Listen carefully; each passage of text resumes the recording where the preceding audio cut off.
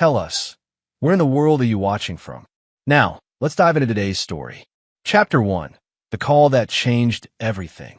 Warren Beard had been driving 18-wheelers for 8 years, but he'd never lost the military precision that had kept him alive in 3 tours overseas. At 42, his weathered hands gripped the steering wheel with the same steady control that had once held an M4 carbine in the mountains of Afghanistan. The highway stretched endlessly before him, a ribbon of asphalt through the Nevada desert, when his phone rang. Warren Beard. Mr. Beard? This is Dr. Wesley Reyes from St. Mary's Hospital in Cedar Falls. I'm calling about your daughter, Emma. Warren's blood turned to ice. He'd been on day 10 of a cross-country haul, 3 days out from home. What happened to my daughter? She was in a car accident this afternoon. She's stable now, but Dr. Reyes paused, and Warren could hear something else in his voice, anger barely contained. Mr. Beard, I need to tell you something, and I probably shouldn't be the one doing it. Warren pulled his rig onto the shoulder, hazard lights flashing. Tell me, the other driver was your wife's friend, Tony Monroe. He was drunk, and from what the witnesses are saying, it wasn't an accident. He deliberately ran the red light and T-boned the car Emma was in. The world seemed to tilt. Warren had suspected Alexandra was seeing someone. The late nights, the sudden interest in her appearance, the cold distance that had grown between them over the past year.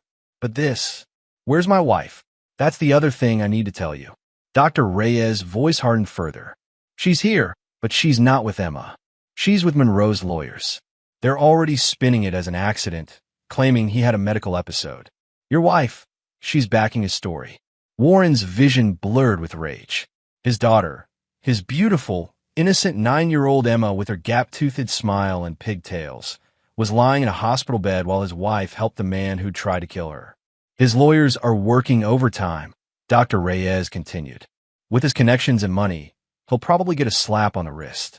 I shouldn't be telling you this, but justice isn't coming from courtroom. They have no idea who you really are, do they? No, they didn't. Alexandra knew he'd been in the army, but she'd never asked for details. She didn't know about the black operations, the specialized training, the skills that could make a man disappear without a trace. She saw only a truck driver she'd grown bored with, not the weapon the military had forged. How's Emma? Broken ribs, concussion, internal bleeding that we've stopped.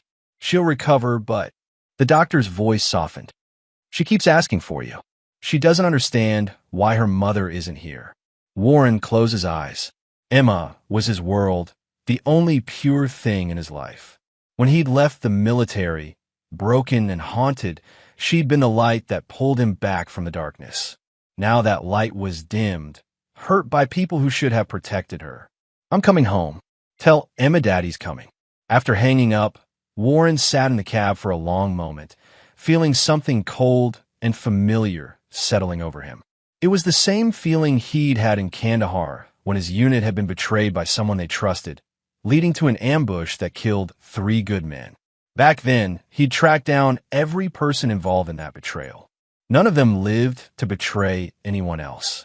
He pulled out another phone, one of several he kept for different purposes, and dialed a number he hadn't used in years. Chester Cooper. Chess, it's Warren. I need a favor. There was a pause. Chester Cooper had served alongside Warren in the Rangers and later in operations that officially never happened. Now, he ran a security consulting firm that specialized in very discreet services. Haven't heard from you in 3 years, brother. What's the situation? Someone hurt my daughter. They think they're untouchable. I'll be in Cedar Falls by morning. What do you need? Everything. Full background on Tony Monroe and everyone in his circle. I want to know what he eats for breakfast and what he's afraid of in the dark. Consider it done. Warren, how deep are we going? Warren looked at the family photo clipped to his son visor. Him, Alexandra, and Emma at the state fair last summer. Emma had cotton candy stuck in her hair and was laughing at something Warren had said. Alexandra was already looking elsewhere. All the way down, Chess. All the way down. Warren started the engine and began the long drive home, his mind already working through possibilities. Tony Monroe had made a fatal mistake. He'd hurt Emma, and worse, he'd involved Alexandra in covering it up. In the military, Warren had learned that the most effective revenge wasn't quick. It was methodical, comprehensive, and absolute. By the time he was finished, Monroe would understand what it meant to cross a man who'd been trained to eliminate threats to national security.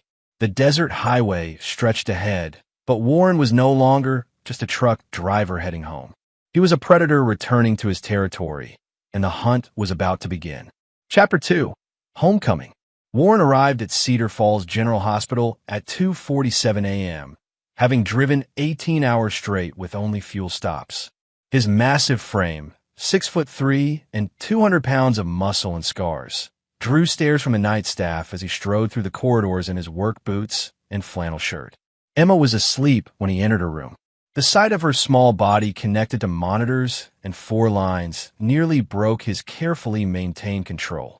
Her face was bruised, a bandage covered part of her head, and her left arm was in a cast covered with colorful stickers that the nurses had obviously provided. "Daddy." Her voice was barely a whisper. "I'm here, baby girl." Warren gently took her uninjured hand. "Daddy's here now." "It hurts so bad, Daddy." The man in the car. He looked right at me before he hit us. "Mrs. Peterson was driving me to ballet, and she's hurt too." Mrs. Peterson, the elderly neighbor who sometimes watched Emma. Warren made a mental note to check on her as well. "Where's Mommy?" Emma asked, and Warren's jaw tightened. "She's handling some things, but I'm not going anywhere." Emma smiled weakly and squeezed his hand. "I knew you'd come. I told the doctors you'd come." Warren stayed with Emma until she fell back asleep, then found Dr. Reyes in the hallway. The doctor was a compact man in his 50s with graying hair and intelligent eyes that held a mixture of professional concern and personal anger. "I'm glad you made it," Dr. Reyes said. "Emma's been asking for you constantly. Tell me about her injuries." They spoke in medical terms for several minutes. Emma would recover fully, but it would take months. Warren committed every detail to memory, along with Dr. Reyes' assessment that the impact pattern was consistent with intentional collision rather than accident. "Doctor, you mentioned witnesses?" 3 different people saw Monroe accelerate into the intersection against the red light. One of them, a construction worker named Miguel Daly, said Monroe looked directly at your daughter's car before impact. Dr. Reyes handed Warren a business card. "Miguel wanted to make sure you got his contact information. He seemed concerned about how this was being handled." Warren pocketed the card. "What about Monroe?" "Treated and released within 2 hours. Claimed chest pains, but we couldn't find anything wrong with him. His lawyers had the place swarmed before the police finished their initial report." "And my wife?" Dr. Reyes' expression darkened. "She arrived with Monroe's legal team. Spent maybe 5 minutes with Emma, then left to give a statement supporting Monroe's medical episode story." Warren absorbed this information with the same analytical calm he'd once used to process intelligence reports. Alexandra had made her choice. She'd chosen her lover over their daughter's life. At sunrise, Warren drove to the family home, a modest 2-story house in Cedar Falls' older section. His key still worked, but everything felt different now. The living room had been redecorated in Alexandra's preferred modern style, erasing the comfortable family atmosphere it once had. Photos of Emma still lined the mantelpiece, but the wedding pictures had been moved to less prominent positions. Alexandra emerged from the kitchen as he entered, and Warren was struck by how different she looked. Gone was the warm, loving woman he'd married 12 years ago. This version of Alexandra was harder, more polished, like she was auditioning for a different life entirely. "Warren, I didn't expect you back so soon. Our daughter nearly died. She's going to be fine." The doctors said she was deliberately targeted by your boyfriend. Warren's voice remained level, but Alexandra stepped back involuntarily. "That's not. Tony had a medical episode. He's seeing specialists." "Stop." Warren's command voice, the one that had once ordered men into combat, cut through her protests.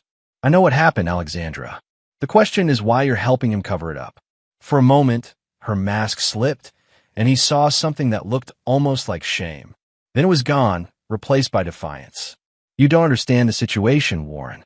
Tony has resources, connections. If this goes to trial, it could drag on for years. Emma needs..." Emma needs her mother to care more about her life than her lover's freedom. Alexandra's face flushed. You've been gone for weeks at a time, Warren.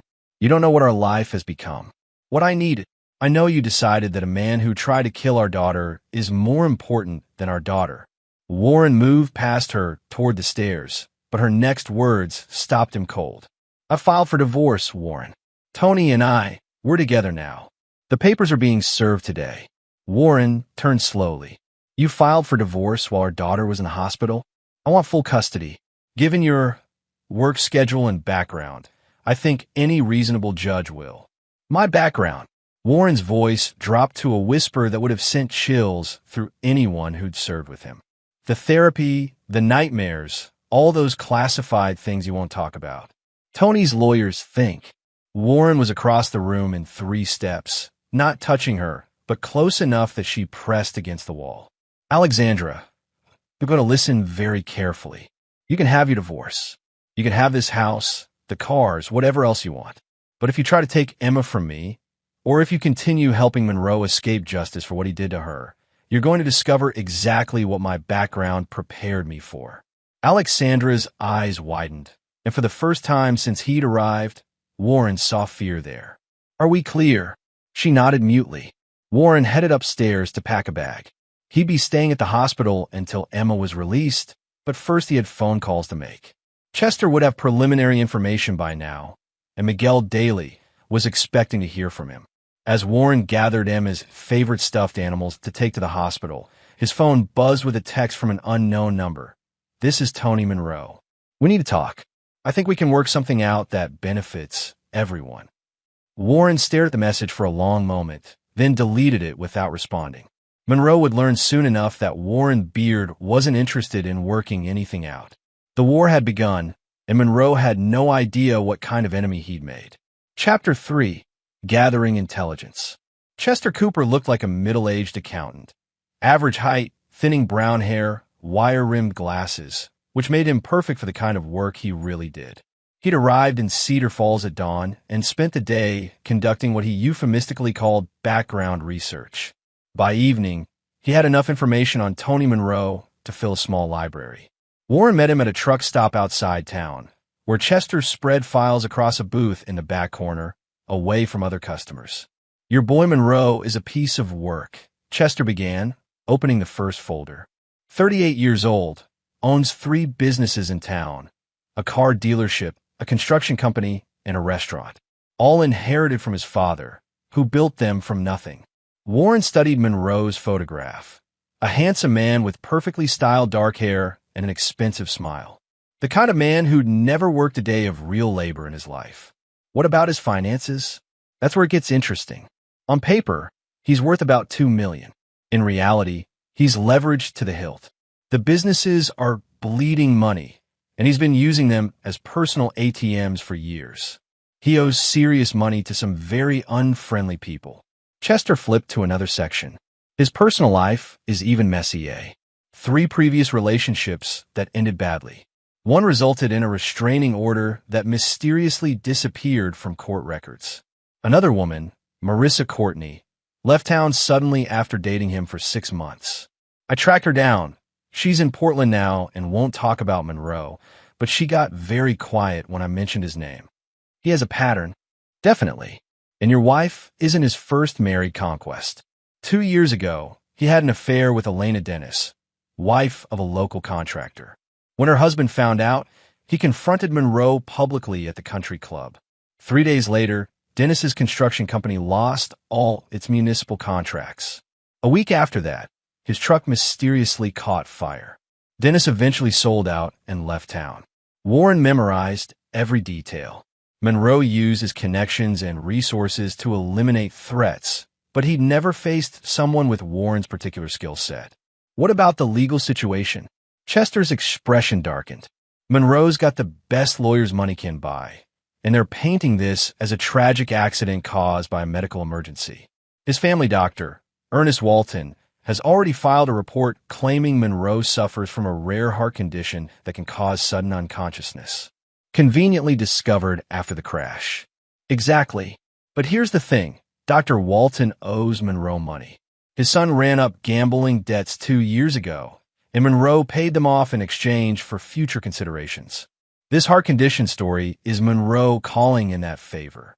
Warren closed the file and leaned back. What about physical security? Monroe lives in a gated community called Oakwood Estates. Big house, electronic security system, and he's hired private security since the accident. 2 guards during the day, 1 at night. All from Dominic Coyle's security firm. I know Coyle. We served together briefly. He runs a legitimate operation. His men don't know what Monroe really is. To them, he's just a businessman who needs protection after a car accident. They won't be a problem if we're careful. Warren nodded. Professional security would follow rules of engagement and protocols. They could be worked around. Chester pulled out another folder. I also ran background on your wife. You might want to see this.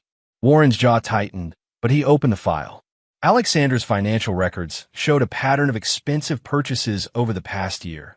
Jewelry, clothes, spa treatments. Far beyond what Warren's income could support. Monroe's been funding her lifestyle for months, Chester explained. Credit cards, shopping trips, a lease on a BMW that's not in your name. He's been grooming her, Warren, making her dependent on him. The information stung, but Warren had suspected as much. Alexandra had always wanted more than his military pension and trucking income could provide. Monroe had offered her a taste of the life she thought she deserved. One more thing, Chester said, producing a final document. Miguel Daly, the witness who saw the crash? He's not just a construction worker. He's a former MP who served 2 tours in Iraq. He knows what he saw, and he's not buying the medical episode story. Warren took the address Chester provided. Miguel Daly might be the key to building a case that Monroe's lawyers couldn't dismiss. What's the plan? Chester asked. Warren was quiet for a long moment, processing everything he'd learned. Monroe thought he could buy his way out of attempted murder, using money and connections to escape justice. He'd underestimated 2 crucial factors: Warren's capabilities and his absolute refusal to forgive anyone who hurt his daughter. Phase 1 is information warfare. Monroe's built his life on image and reputation. We're going to systematically destroy both. Phase 2 is economic. Cut off his financial resources and isolate him from his support network. Phase 3. Warren didn't finish the sentence, but Chester understood. They'd both been part of operations where problems were solved permanently. How long do we have? Monroe's arraignment is next week. His lawyers are confident they can get the charges reduced to reckless driving with a suspended sentence. We need to move before then. Chester began packing up the files. I'll start making calls. We'll need surveillance equipment, some specialized electronics, and a few people who can ask questions without drawing attention. As they prepared to leave, Warren's phone rang. The hospital, Emma was asking for him. Go, Chester said. I'll handle the setup. But Warren, once we start this, there's no going back. Monroe won't just disappear quietly. Warren stood and shouldered his jacket. I'm counting on it. Men like Monroe think money and connections make them untouchable. They've never faced someone who learned how to hunt human beings as a profession. The drive back to the hospital took 20 minutes, but Warren's mind was already working through contingencies. Monroe had made the mistake of involving innocent people, Emma, Mrs. Peterson, and now Alexandra, in his games. Warren had learned long ago that the most effective way to defeat an enemy wasn't to attack them directly, but to dismantle their entire world piece by piece until they had nothing left to fight with. By the time Monroe realized what was happening, it would be far too late. Emma was awake when Warren arrived, and her smile reminded him why he was doing this. She was the only thing that mattered. Everything else, his marriage, his old life, his carefully maintained control, could be sacrificed if it meant protecting her. Daddy, will you tell me a story? Warren settled into the chair beside her bed and began telling her about a brave princess who faced down a dragon. He didn't mention that in his version, the princess had help from a warrior who made sure dragons never threatened anyone ever again. Chapter 4. The First Strike. 1 week after the accident, Warren put his plan into motion. While Emma continued recovering in hospital, drawing strength from his daily visits, and gradually regaining her spark, Warren and Chester began systematically dismantling Tony Monroe's carefully constructed life. The first target was Monroe's reputation. In a small town like Cedar Falls, image was everything, and Monroe had spent years building his persona as a successful businessman and pillar of the community. Chester had discovered that Monroe served on the hospital board, the country club committee, and was a major donor to local charities, all positions that depended on public trust. Miguel Daly proved to be exactly the ally Warren needed. The former MP met Warren at a diner on the outskirts of town, and Warren immediately recognized a kindred spirit, a man who'd seen combat and understood that some fights couldn't be won with words. "I've been waiting for someone to take this seriously," Miguel said, sliding a folder across the table. The police report was sanitized before it even hit the desk sergeant. 3 witnesses, all saying the same thing, and somehow it becomes a medical emergency. "What did you see?" Monroe accelerated toward that intersection. "I was on the crew repairing the traffic light housing, so I had a perfect view. He looked directly at your daughter's car, gunned the engine, and T-boned them deliberately." Miguel's weathered face hardened. "I've seen combat, Mr. Beard. I know the difference between an accident and an attack. Will you testify to that?" "Already tried." Monroe's lawyers got the DA to classify my statement as unreliable witness testimony because I was allegedly distracted by my work. Funny how they found out about my PTSD disability claim from 3 years ago. Warren absorbed this. Monroe's reach extended into the legal system, but that just meant Warren needed to work outside it. "Miguel, how would you feel about helping me gather some additional evidence?" The ex-MP studied Warren carefully. "What kind of evidence?" "The kind that proves Monroe isn't the man he pretends to be." 2 days later, Warren's campaign began. The first phase was subtle. Anonymous tips to local media about Monroe's business practices. Chester had discovered that Monroe's construction company had cut corners on several municipal projects, using substandard materials while billing for premium supplies. The safety violations alone were enough to trigger investigations. The Cedar Falls Gazette received a package containing construction photos, invoices, and material specifications that clearly showed the discrepancies. Within hours, reporter Suzanne Fry was making phone calls to city inspectors. Simultaneously, Warren targeted Monroe's social standing. The country club where Monroe held membership had strict moral character requirements. An anonymous letter to the board, accompanied by photos of Monroe's car after the accident and copies of witness statements, raised questions about whether a man facing vehicular assault charges should represent the club in the community. The psychological pressure began immediately. Monroe's phone started ringing with uncomfortable questions from business partners, city officials, and social contacts. Warren watched from across the street as Monroe left his office building, no longer walking with his usual confident swagger. But Monroe wasn't passive. On Thursday evening, Warren was leaving the hospital when 2 men approached him in the parking lot. Professional muscle, probably from out of town, Monroe was smart enough not to use local talent. "Mr. Beard, Mr. Monroe would like to have a conversation with you." Warren assessed the situation quickly. Both men were armed, positioning themselves to control his movement. In the old days, this would have been a simple tactical problem with a permanent solution. But Emma was upstairs, and Warren couldn't risk anything that might compromise his access to her. "Tell Monroe that if he wants to talk, he can call me like a civilized person. I don't think you understand." Warren moved faster than either man expected, his military training taking over. Within seconds, one man was on the ground with a dislocated shoulder, and the other was pressed against a car with Warren's forearm across his throat. "No, you don't understand," Warren said quietly. "This is a hospital. There are children here, including my daughter. If I see either of you near this place again, I'll demonstrate some of the other skills the Army taught me." He released the man and walked calmly back toward the hospital entrance, knowing they wouldn't pursue him into the building. But the message was clear. Monroe felt threatened enough to escalate to intimidation. That night, Warren called Chester with new instructions. "Move to Phase 2. I want Monroe's financial world to collapse." Chester had been preparing for this. Over the weekend, several things happened simultaneously. Monroe's bank received an anonymous tip about potential money laundering at his businesses, triggering an immediate audit of his accounts. His construction company's bonding agency was informed about the safety violations, leading to suspension of his ability to bid on new projects. And his largest creditor received information suggesting that Monroe had been hiding assets in his divorce from his first wife. By Monday morning, Monroe's credit lines were frozen, his business operations were suspended, and his assets were under investigation.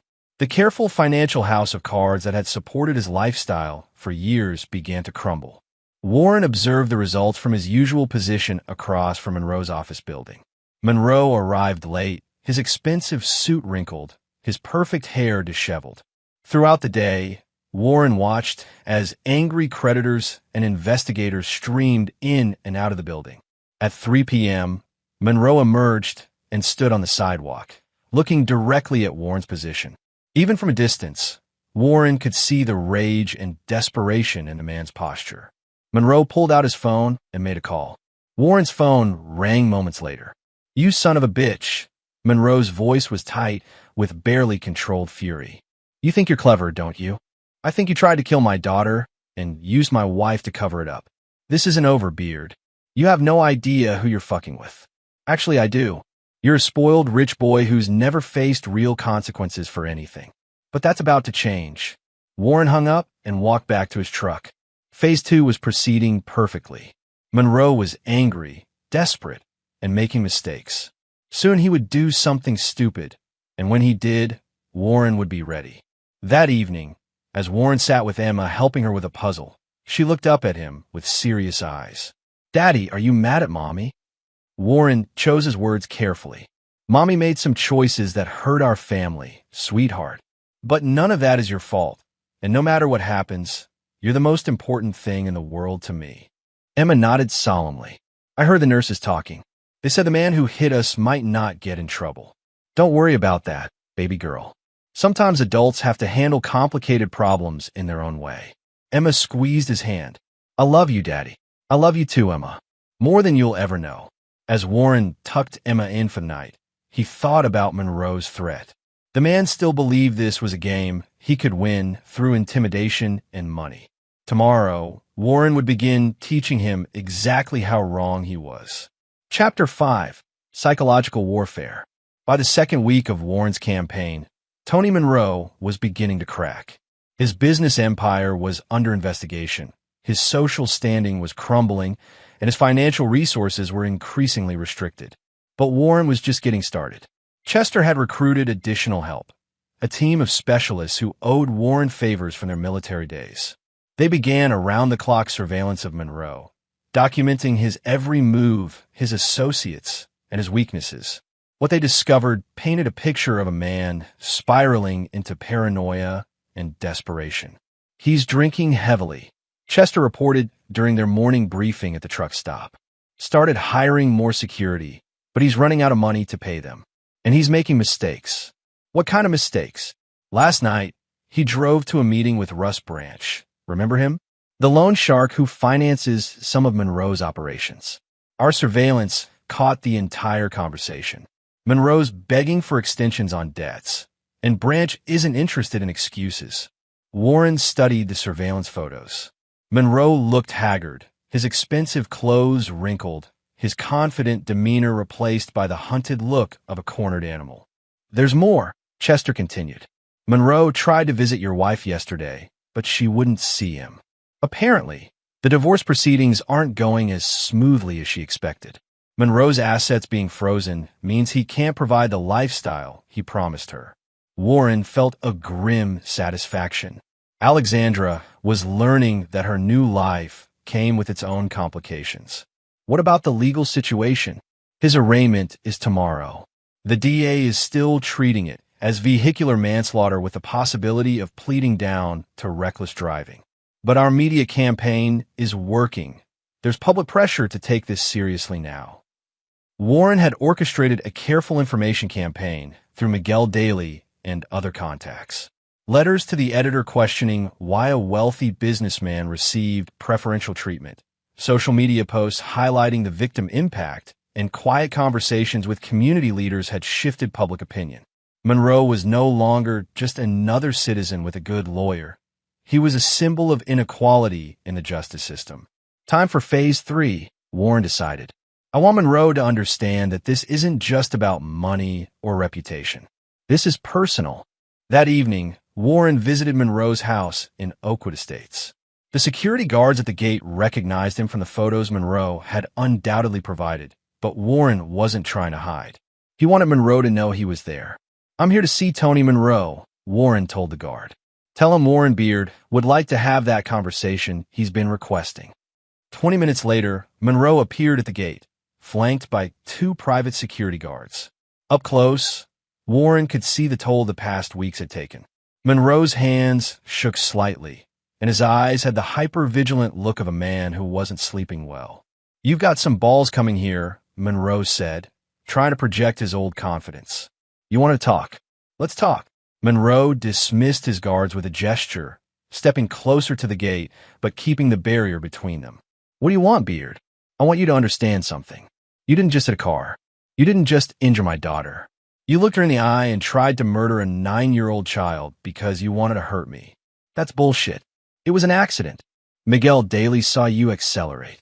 3 other witnesses confirm you ran a red light deliberately. But none of that matters anymore, because we're past the point where courts and lawyers can fix this." Monroe's facade cracked slightly. "What the hell does that mean?" "It means you made this personal when you involved Emma. Now you're going to learn what happens when you threaten something I love." Warren turned to leave, then paused. "Oh, and Monroe, you might want to check your security system. I've been watching you for weeks, and your guards are good, but they're not that good." As Warren walked back to his truck, he saw Monroe frantically checking his phone, probably trying to contact a security company. By morning, Monroe would discover that several security cameras had mysteriously malfunctioned, that his alarm system had a gap in its coverage, and that someone had been close enough to his house to leave a simple message. "Emma Beard remembers." The psychological pressure was having its intended effect. Monroe was making increasingly desperate moves, and his behavior was alienating the few allies he had left. Suzanne Fry from the Gazette had been investigating his background and uncovered the pattern of women who'd left town after dating him. The hospital board was reconsidering his membership after patient families questioned why a man facing criminal charges was making decisions about their care. But Monroe's most dangerous mistake was yet to come. The next morning, Warren was having breakfast with Emma in her hospital room when his phone rang. Dr. Reyes sounded shaken. "Mr. Beard, I need to inform you that someone attempted to access Emma's medical records last night. Our IT department traced the breach attempt to an IP address registered to Monroe's business." Warren felt ice-cold rage wash over him. What kind of information was he after? Patient records, insurance information, discharge plans. "We stopped the breach, but—" Dr. Reyes paused. "There's something else." Monroe made inquiries about Emma's treatment schedule, when she'd be moved to different departments, things like that. The implication was clear. Monroe was either planning to use Emma's medical information against Warren somehow, or worse, he might be planning another attempt to hurt her. "Doctor, I need enhanced security for Emma's room immediately." "Already done. Hospital security is posted outside, and I've instructed the staff that only immediate family members are allowed access." After hanging up, Warren looked at Emma, who was coloring in a book, oblivious to the dangers swirling around her.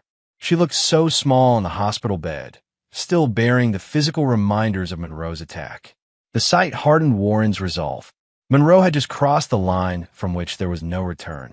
Warren called Chester with new instructions. "All restraints are off. Monroe just went after Emma again. I want him completely isolated and destroyed before he can hurt anyone else." "What are you thinking? He's desperate now, which makes him unpredictable. Desperate men do stupid things, and stupid things create opportunities." That afternoon, Warren implemented the most ruthless phase of his plan. Using contact from his military days, he arranged for Monroe to receive some very disturbing information. Doctor documents suggesting that Warren Beard wasn't just a truck driver and veteran, but a former black operations specialist with a body count in double digits. The psychological profile painted Warren as a man who'd eliminated targets across 3 continents, someone trained in advanced interrogation techniques and skilled in making problems disappear permanently. Most of it was fiction, but it was believable fiction crafted by people who understood psychological warfare. Monroe received this information through back channels, contacts who owed Warren favors, private investigators who could be trusted to deliver a message without revealing its source. By evening, Monroe would believe he was facing an enemy far more dangerous than he'd imagined. Warren's phone buzzed with a text from an unknown number. "I know what you really are. Stay away from me and mine, or I go to the police with everything." Warren smiled grimly. Monroe had taken the bait perfectly. Now came the final phase, forcing Monroe into a position where he would destroy himself through his own actions. The trap was set. All Warren had to do was wait for Monroe to walk into it. Chapter 6. The Trap Springs. Monroe's desperation reached a breaking point 3 days after receiving the fabricated intelligence about Warren's background. Instead of backing down, he chose escalation, exactly what Warren had been counting on. The first sign came when Chester called Warren at 6 a.m. with urgent news. "Monroe's hired killers," Chester said without preamble. "2 professionals from Chicago arrived yesterday evening. They're not muscle like the guys who approached you at the hospital. These are the real deal." Warren felt a familiar coldness settle over him. "Where are they now?" "Surveillance picked them up checking into the Marriott under false names. They've been asking questions about your routine, Emma's hospital schedule, even your truck's usual parking spots." Warren looked at Emma, still sleeping peacefully in her hospital bed. Monroe had escalated from attempted murder to conspiracy to commit murder. There could be no half measures now. "Pull our surveillance teams back. I don't want anyone caught in the crossfire." "Warren, these aren't street thugs. If Monroe's hired professionals, then it's time for him to learn what a real professional looks like." Warren had been preparing for this possibility since the campaign began. His truck was equipped with military-grade communication equipment, body armor, and other tools that weren't standard for civilian vehicles. More importantly, he'd spent weeks studying every aspect of Monroe's routine, his security arrangements, and his escape routes. At 10 a.m., Warren kissed Emma goodbye and told her he had some business to handle. She hugged him tightly, and for a moment, Warren wondered if she sensed the danger surrounding them. "Be careful, Daddy. Always am, sweetheart." Warren's first stop was the Cedar Falls Police Department, where he met with Detective Guillermo Hansen, the officer nominally in charge of Emma's case. Hansen was a good cop trapped in a bad situation.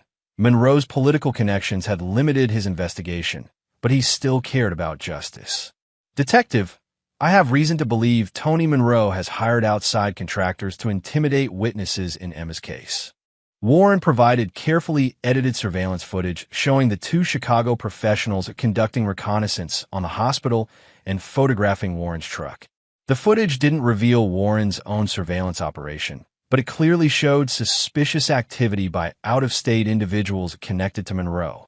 "This changes everything," Hansen said, studying the evidence. "If Monroe's importing talent to intimidate witnesses, it demonstrates consciousness of guilt and obstruction of justice. More importantly, it shows he's dangerous to other potential victims." Hansen immediately initiated surveillance on Monroe and began the process of obtaining warrants. Warren had just provided law enforcement with the justification they needed to take Monroe seriously as a threat. But Warren wasn't finished. Phase 2 of his trap involved forcing Monroe into a public confrontation that would destroy any remaining sympathy for him in the community. Warren parked his truck outside Monroe's dealership and waited. Security cameras would record everything that happened next, providing irrefutable documentation of Monroe's state of mind and behavior. Monroe emerged within minutes, flanked by the 2 Chicago professionals and his regular security detail. He approached Warren's truck with the swagger of a man who believed he held all the cards. "Beard, get out of the truck. We're ending this today." Warren stepped out slowly, hands visible, making sure the security cameras captured Monroe's aggressive posture and threatening language. "You want to talk, Monroe? Let's talk. You think you're clever, spreading lies about me, destroying my business?" Monroe's voice was rising, drawing attention from passersby. You think you can intimidate me? I think you tried to murder my daughter and hired killers to silence witnesses. That's not intimidation. That's fact. You're fucking delusional. Monroe was shouting now, his composure completely gone. I had a medical emergency. It was an accident. Miguel Daly saw you accelerate. 3 witnesses saw you target Emma's car. And now you've brought muscle from Chicago to threaten anyone who might testify against you. Monroe's face went white. He hadn't expected Warren to know about the hired professionals, and his reaction was being recorded by multiple security cameras. I don't know what you're talking about. Their names are Wesley Reyes and Bill Moses, Warren said, using names he'd obtained through contacts. They checked into the Marriott 2 days ago, and they've been conducting surveillance on my daughter's hospital room. Monroe glanced instinctively at the 2 men flanking him, and that glance was caught on camera. In that moment, he confirmed Warren's accusations without saying a word. You're insane, Monroe said, but his voice lacked conviction. Maybe, but I'm also right. Warren stepped closer, lowering his voice so the cameras couldn't pick up his words. You made one mistake, Monroe. You involved Emma. Everything else I might have forgiven eventually, but you looked my 9-year-old daughter in the eye and tried to kill her. That's something I can never let go. Monroe opened his mouth to respond, but Warren was already walking back to his truck. The confrontation had been recorded from 3 different angles, showing Monroe's increasingly unhinged behavior and his obvious connection to suspicious out-of-state operatives. Within an hour, edited footage of the confrontation was anonymously provided to the Cedar Falls Gazette, the local TV station, and several social media influencers. By evening, the video would be viral throughout the county, showing Tony Monroe as an unstable man making threats while surrounded by hired muscle. But the real trap was still coming. That night, Warren received the call he'd been expecting. Beard, this is your last warning. Back off, or you and your daughter are going to have another accident.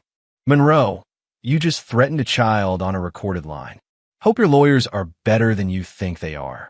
Warren hung up and immediately forwarded the recorded threat to Detective Hansen, who already had warrants prepared. The combination of witness intimidation, importing criminals across state lines, and direct threats against a minor gave law enforcement everything they needed to act decisively. At 3 a.m., simultaneous raids hit Monroe's house, his business, and the hotel where the Chicago professionals were staying. Monroe was arrested on multiple charges: conspiracy to commit witness intimidation, making terroristic threats, and obstruction of justice. The hired killers were taken into custody on weapons charges and held without bail pending investigation of their backgrounds. Warren watched the news coverage from Emma's hospital room, where she was finally scheduled to be discharged later that day. The man who hurt me is in jail, Emma asked, not fully understanding the situation, but sensing that something had changed. Yes, sweetheart. He can't hurt anyone anymore. But Warren knew the real resolution was still coming. Monroe's arrest was just the beginning.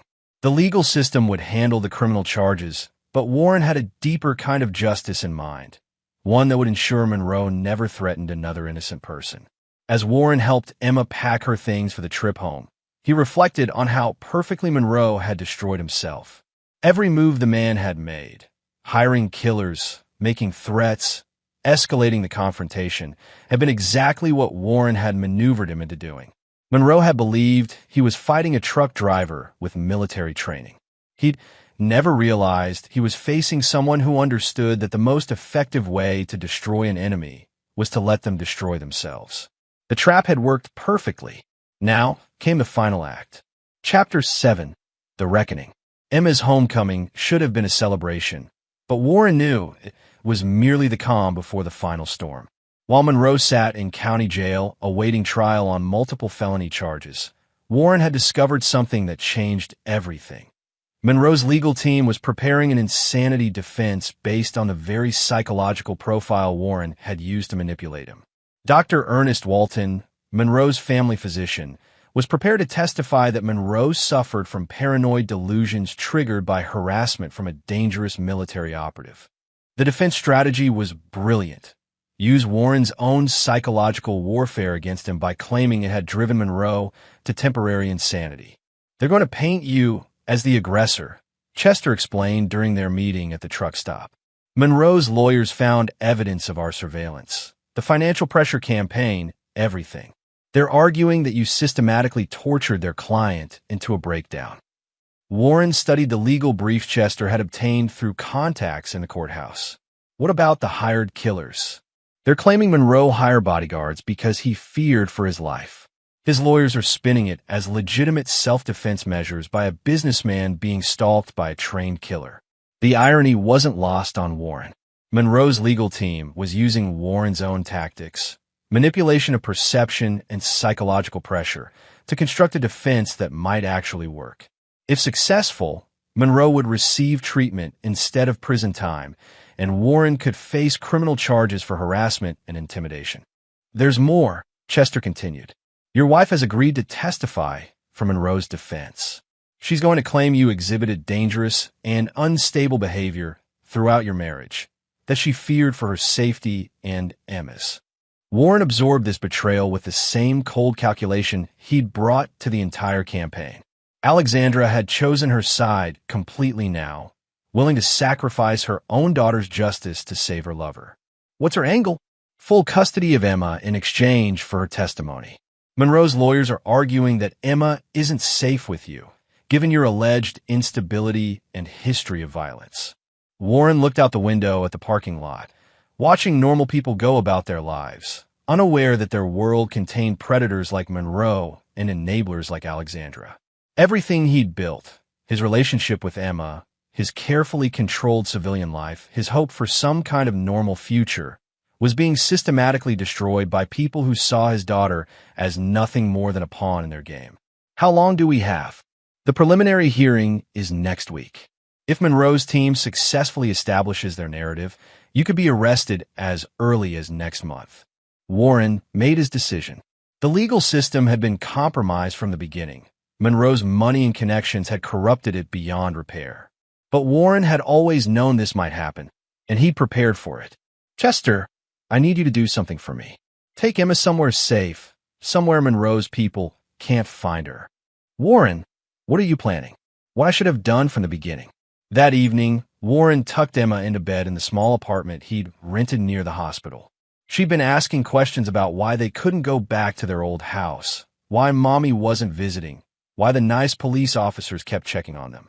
Daddy, are we in trouble? Warren sat on the edge of her bed, stroking her hair. She looked so much like he remembered her mother from years ago, before Alexandra had become someone else entirely. Some people are trying to make trouble for us, sweetheart, but I'm going to make sure you're safe, no matter what happens. Will I see you tomorrow? Warren's throat tightened. I'm going to make sure you're taken care of, Emma. Uncle Chester is going to take you on a special trip while Daddy handles some grown-up problems. Emma studied his face with the intuitive wisdom children sometimes possess. Are you going away? For a little while. But I need you to remember something, okay? No matter what anyone tells you about me, no matter what you hear on TV or what other people say, I love you more than anything in the world. Everything I do is to protect you. Emma hugged him tightly. I love you too, Daddy. You're the best daddy ever. Warren held his daughter for a long moment, memorizing the feeling of her small arms around his neck, her complete trust in his ability to keep her safe. When this was over, she might hate him for what he was about to do, but she would be alive to hate him, and that was all that mattered. The next morning, Warren met Chester at dawn to transfer Emma to a safe house run by people who owed Warren favors from the old days. She would be protected and cared for while Warren handled the final phase of his war against Monroe. You don't have to do this, Chester said as they watched Emma's car disappear down the highway. We could run. New identities, different country. You've got contacts who could make it happen. And let Monroe walk free? Let him hurt other children? Let Alexandra destroy Emma's faith in justice? Warren shook his head. Some battles you fight because you have to. This is one of them. Warren spent the rest of the day making final preparations. He liquidated his assets, arranged for Emma's financial security regardless of what happened to him, and wrote a detailed letter explaining his actions for her to read when she was old enough to understand. That night, Warren broke into Monroe's house. The security system Chester had compromised weeks earlier still had vulnerabilities that Warren exploited. Monroe was being held without bail, but Warren needed access to the man's private spaces, his computer, his personal files, the evidence of what he'd really done to Emma and others. What Warren found in Monroe's private office was worse than he'd imagined. Photos of Emma taken weeks before the accident, detailed notes about her school schedule and daily routine, and records of payments to people who'd provided information about Warren's family. The attack on Emma hadn't been a spur-of-the-moment act of rage. It had been planned, calculated, designed to hurt Warren in the most devastating way possible. Monroe had studied his target, identified his weakness, and struck with precision. But the most damning evidence was a video file on Monroe's private computer, security footage from his car showing the moments before the collision. In the video, Monroe was clearly conscious and alert, deliberately steering toward Emma's car while she looked directly at him through the window. Warren copied everything to multiple drives, then called Detective Hansen. "Detective, I've just discovered evidence that Monroe's attack on Emma was premeditated. I'm sending you the location and access codes. You'll want to see this before his lawyers have a chance to destroy it." "Beard, how did you?" "Does it matter? This evidence proves Monroe is a predator who targeted my daughter specifically. Everything else is just noise." Warren hung up and drove to the county jail, where Monroe was being held pending trial. Getting inside required calling in favors from his military days, contacts who could arrange a brief meeting with a prisoner without official documentation. Monroe looked haggard and desperate when he was brought to the small interview room. 3 weeks in jail had stripped away his polished facade, revealing the weak, entitled creature underneath. "You son of a bitch," Monroe said, launching into the same impotent rage Warren had seen before. "You destroyed my life. You turned everyone against me. I found a video, Monroe." Monroe's mouth snapped shut, his face going white. "The security footage from your car. The photos of Emma in your office. The payment records to your informants." Warren leaned forward, his voice dropping to a whisper. "You didn't try to kill my daughter in a moment of anger. You planned it. You studied her, watched her, chose the perfect moment to destroy her life." Monroe's hands were shaking now. "That's not. I never. You're not going to hide behind lawyers or doctors or fake medical conditions. Everyone is going to know exactly what you are." Warren stood to leave, but Monroe grabbed his arm desperately. "Wait, we can make a deal. I have money, offshore accounts your investigation missed. I'll give you everything if you just..." Warren looked down at Monroe's hand, clutching his sleeve, then back at the broken man's face. "There is no deal, Monroe. There is no escape. You hurt my daughter, and now you're going to pay for it. Not in some comfortable psychiatric facility, not with a reduced sentence, not with money or connections or legal tricks. You're going to pay completely." Warren walked out of the jail and drove to the one place he knew he'd find Alexandra, the expensive hotel where she'd been staying since filing for divorce. She answered her door wearing silk pajamas and holding a glass of wine, looking more relaxed than she had any right to be given that her daughter was recovering from attempted murder. "Warren, I wondered when you'd come. I wanted to give you one chance to do the right thing." Alexandra stepped aside to let him enter the suite. "Paid for," Warren noted, "with Monroe's money even while he sat in jail." "What's the right thing, Warren?" "Letting you drag Emma into your war with Tony. The right thing is admitting that your boyfriend tried to murder our daughter. It was an accident. I found a video, Alexandra. The security footage from his car. He planned it, studied Emma's routine, chose the perfect moment to attack her. And you're helping him escape justice for it." For the first time since Warren had arrived, Alexandra's composure cracked. She set down her wine glass with trembling hands. "That's not. Tony wouldn't. You know what he is. You've always known. But you chose him anyway because he offered you the life you thought you deserved." Alexandra sank into a chair, her face crumbling. "I never wanted Emma to get hurt. I never thought. You never thought. You never considered anyone but yourself. Emma almost died, Alexandra. Your daughter almost died, and you help her attack her or cover it up." Tears were streaming down Alexandra's face now, but Warren felt no sympathy. She'd made her choices, and Emma had paid the price. "I can't change what happened. Alexandra whispered. But I can't lose Emma too. She's all I have left. You lost Emma the moment you chose Monroe over her. The custody hearing is next week. You're going to withdraw your petition and sign over full custody to me. I can't do that. Yes, you can. Because if you don't, I'm going to make sure everyone knows exactly what you are. Every friend, every family member, every person you've ever met will know that you sacrificed your daughter's life for a man who tried to murder her. Warren pulled out his phone and showed Alexandra a video file.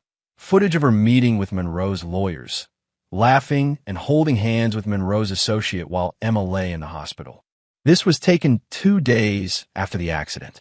While Emma was fighting for her life, you were celebrating with the people trying to get her attacker acquitted. Alexandra stared at the footage, her face pale with horror. 24 hours, Alexandra. Withdraw the custody petition and disappear from Emma's life, or I destroy you as completely as you destroyed our family. Warren left the hotel knowing that Alexandra would comply. She'd chosen self-preservation over everything else throughout this ordeal. She wouldn't change now. As Warren drove through the quiet streets of Cedar Falls, he reflected on how completely Monroe's world had collapsed. The man had lost his business, his freedom, his reputation, and now his legal defense.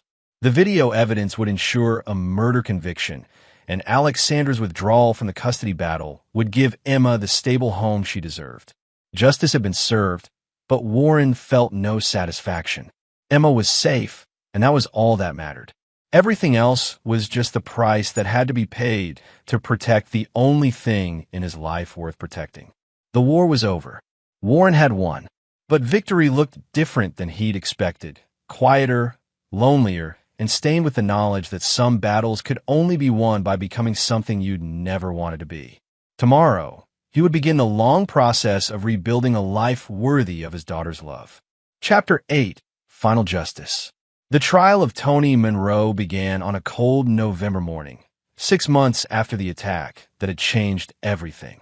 Warren sat in the gallery's front row, watching as Monroe, now gaunt and hollow-eyed from his time in county jail, was led to the defendant's table in shackles.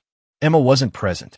Warren had made sure she was away at a specialized camp for children recovering from trauma, surrounded by counselors and other kids who understood what it meant to survive someone else's violence. She was healing, laughing again, and slowly learning to trust the world. That was all Warren cared about now.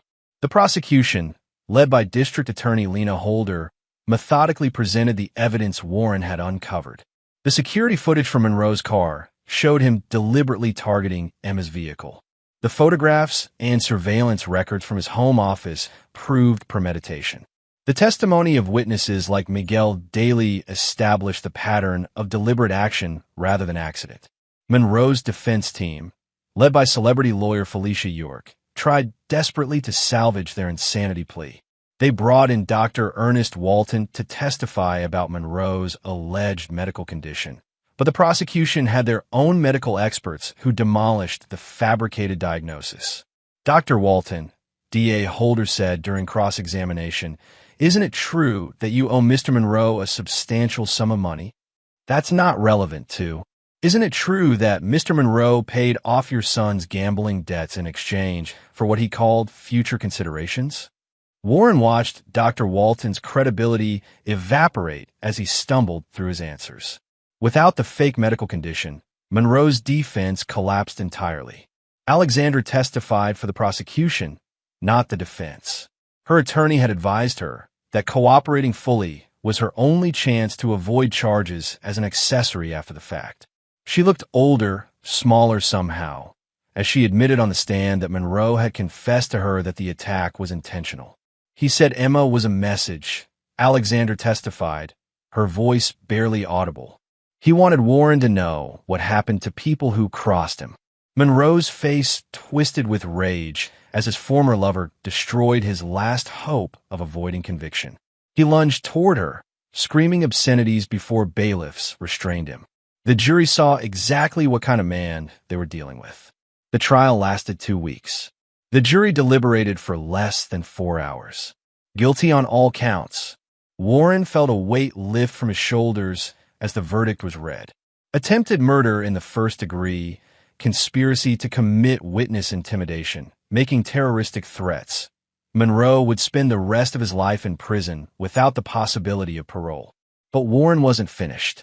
That night, he made a phone call to contacts from his military days, people who specialized in problems that couldn't be solved through official channels. The conversation was brief and coded, but the message was clear: Tony Monroe would not survive his incarceration. "Are you sure about this?" the voice on the other end asked. "Once this happens, there's no taking it back. He tried to murder a 9-year-old child. He planned it, executed it, and tried to cover it up. Some crimes don't deserve the possibility of redemption." Within a week of Monroe's transfer to state prison, he was found dead in his cell. The official cause was suicide. Monroe had allegedly hanged himself using bedsheets, unable to cope with his life sentence and the constant threats from other inmates who didn't appreciate child killers. Warren read the news report while having breakfast with Emma at their new home in Colorado, where they'd moved to start fresh. She was enrolled in a good school, making friends, and slowly leaving the trauma behind her. "Daddy, who was that man in the newspaper?" Warren folded the paper carefully. "Someone who hurt people. He can't hurt anyone anymore." Emma nodded and returned to her cereal, accepting the explanation with the resilience children possess. She was safe now, and that was all that mattered. 3 months later, Warren received divorce papers from Alexandra. She was living in California now, working as a receptionist and trying to rebuild her life away from the wreckage of her choices. The papers included a complete custody surrender. Alexandra legally relinquished all rights to Emma in exchange for Warren not pursuing civil or criminal charges against her. Warren signed the papers without hesitation. Emma deserved a parent who would put her first, always and without question. Alexandra had proven she wasn't capable of that. The financial settlement was simple. Alexandra could keep whatever money she had left from Monroe's assets before they were seized. Warren kept everything else, including the life insurance policy that would ensure Emma's future education and security. Dr. Wesley Reyes, the physician who had first alerted Warren to the conspiracy, became a regular part of their lives. He visited Emma monthly to monitor her recovery and had become something like a grandfather figure to her. He'd never spoken publicly about his role in exposing Monroe's crimes, but Warren made sure he knew his courage was appreciated. "Emma's doing remarkably well," Dr. Reyes reported during one of his visits. "The nightmares have stopped, and she's showing no signs of lasting psychological trauma. Children are more resilient than we often give them credit for."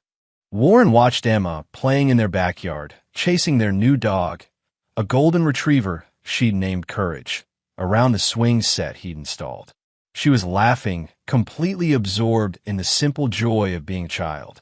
"She's strong," Warren agreed. "Stronger than either of her parents."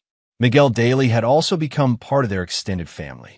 The former MP had moved to Colorado as well, hired by Warren's new trucking company as a safety inspector. He understood what it meant to protect innocent people from predators, and Warren trusted him completely. "Any regrets?" Miguel asked one evening as they watched Emma practice piano in their living room. Warren considered the question. Monroe was dead. Alexandra was gone. Emma was safe and happy. The life he'd built in Cedar Falls was destroyed, but something better had taken its place. "No," Warren said finally. "None at all." Chester Cooper visited occasionally, bringing news from the outside world and updates on other operations. He'd been impressed by the thoroughness of Warren's campaign against Monroe, but he also understood the cost. You can never go back to the way things were," Chester observed during one visit. "I don't want to. The man I was before Monroe hurt Emma was willing to let other people handle justice. The man I am now knows that sometimes you have to handle it yourself." Emma finished her piano practice and ran to Warren for a goodnight hug. She was growing tall and strong, her smile bright and untroubled. She called Warren Daddy and meant it completely. He was her whole world, just as she was his. "Love you, Daddy. Love you too, baby girl. More than you'll ever know." As Warren tucked Emma into bed, he thought about the choices that had led them here. He destroyed lives, ended careers, and ultimately arranged for a man's death. By any moral standard, He'd become something dark and unforgivable. But Emma was alive, safe, and happy. She would grow up knowing that her father would move heaven and earth to protect her, that some people in the world could be trusted completely. She would never doubt that she was loved unconditionally. That was worth any price Warren had paid or would ever have to pay. The war was over. Emma was safe. Justice had been served completely and finally.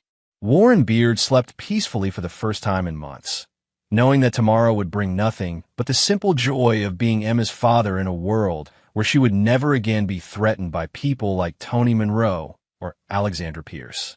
Some stories end with redemption. Some end with forgiveness.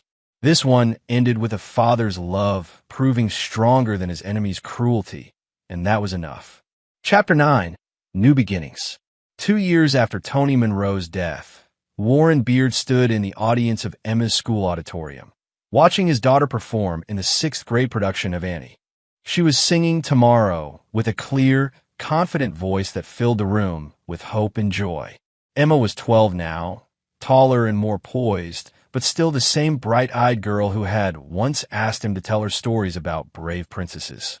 She wore her hair in braids tied with red ribbons, and when she spotted Warren in the audience, her face lit up with a smile that made everything he'd done worthwhile. The past 2 years had been about healing and building something new from the ashes of their old life. Warren's trucking company, Rocky Mountain Transport, employed 17 drivers and had contracts throughout the western states. It wasn't about the money. Warren had more than enough from Monroe's seized assets and insurance settlements, but about creating something meaningful that could provide for Emma's future. Miguel Daly ran the day-to-day operations while Warren focused on being a father. He coached Emma's softball team, helped with homework, and made sure he was present for every important moment in her life. The long-distance hauling was behind him. Now he was home every night for dinner and bedtime stories. Dr. Wesley Reyes had become like family. He'd moved to Colorado to be closer to Emma and had established a pediatric practice that specialized in treating children who'd survived trauma. He checked on Emma monthly, more as a friend than a doctor, and always reported the same thing. She was thriving. Emma's resilience continues to amaze me, Dr. Reyes told Warren after the school play. She's processing her experience in a healthy way, and she's learned to trust the world again. You should be proud of what you've accomplished. Warren watched Emma signing autographs for younger children who'd been impressed by her performance. She was patient and kind with each child, remembering what it felt like to be small and scared. She did the work, Warren said. I just made sure she was safe while she did it. Chester Cooper attended the play as well, having flown in from his latest security consulting job. He'd become something of an uncle to Emma, teaching her card games and bringing presents from his travels around the world. She's got your eyes, Chester observed, but none of your paranoia. That's probably a good thing. Warren smiled. Emma trusted easily, laughed freely, and believed in people's basic goodness. She was everything Warren had once been before the military, before Alexandra's betrayal, before he'd learned that sometimes good people had to do terrible things to protect what mattered. Any word from California? Chester asked quietly. Warren knew he meant Alexandra. She'd sent birthday cards to Emma for the first year after the divorce, but Emma had shown no interest in them. Eventually, the cards stopped coming. Alexandra had remarried, a businessman named Dwight Miles who knew nothing about her past and was apparently trying to build a new life based on lies and omissions. Emma doesn't ask about her anymore, Warren said. She's accepted that I'm her only parent now. Kids are adaptable. They want stability more than complexity. As the evening wound down, Warren helped Emma change out of her costume and gather her things. She chattered excitedly about the performance, the applause, and her plans for the cast party next weekend. Did you see Mrs. Mueller crying during my solo? Emma asked as they walked to Warren's truck. She said it reminded her of her daughter when she was my age.